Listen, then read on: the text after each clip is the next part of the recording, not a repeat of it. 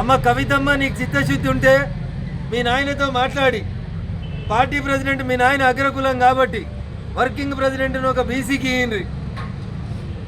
శాసనసభలో పార్టీ ప్రతిపక్ష నాయకుడు ఒక బీసీకి ఇయ్యండి. శాసన మండలిలో ఒక ప్రతిపక్ష నాయకుడు అవకాశం ఉంది, ఇంకొక బీసీకి ఇయ్యండి. చేసేటప్పుడేమో చెయ్యరు, ఇచ్చేటప్పుడేమో ఇయ్యరు. ఇచ్చిన ఈ 4 ఇయ్యరు బీసీలకు మీరు మంత్రి పదవులు. నడిమిట్లనే ఈటల రాజేందర్ అనేటువంటి ఒక బీసీ తెలంగాణలో పెద్ద సామాజిక వర్గం అని చెప్పిన సామాజిక వర్గానికి మంత్రి పదవి ఇగేసింది టీఆర్ఎస్ పార్టీ. ఇవాళ కవితమ్మ వచ్చి బీసీలకు అన్యాయం చేస్తున్నారని మాట్లాడితే దయ్యాలు వేదాలు వాళ్ళు ఇచ్చినట్లున్నాయి. కవిత గారు, ఇంకొకటి కాదు, నీకు పదవి కావాలి, మీ బావకు పదవి కావాలి, మీ అన్నకు పదవి కావాలి, మీ నాయనకు పదవి కావాలి. మరి ఇక బీసీలకు పదవి ఎప్పుడు ఇస్తారు కవితమ్మ అనేది ఒక్కసారి ఇలా ఫామ్ హౌస్ చర్చలో నువ్వు మాట్లాడు, మీ నాయనతోటి చెప్పు.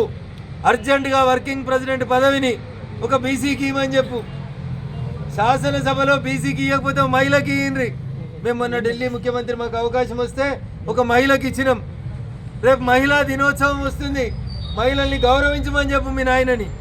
మొదటి 5 సంవత్సరాలు ఒక్క మహిళకు కూడా మంత్రి పదవి ఇవ్వకుండా ఉన్న ఒకే ఒక క్యాబినెట్ ఈ దేశంలో ఏంటంటే అది చంద్రశేఖరరావు గారి క్యాబినెట్. అందుకని బీజేపీని విమర్శించే కంటే ముందు మీ ఈపు మీ కనబడతలే చెల్లె, ఎవరైనా వెనకాలని చేసి చెప్పుమని మీ తప్పులు మీరు సరిదిద్దుకోండి, మా వైపు వేలెత్తి చూపే బదులు మిమ్మల్ని మీరు సంస్కరించుకోండి అని చెప్పి ఈ సందర్భంగా సోదరి కవితకి టీఆర్ఎస్ పెద్దలకి తెలియజేస్తారు. Thank you.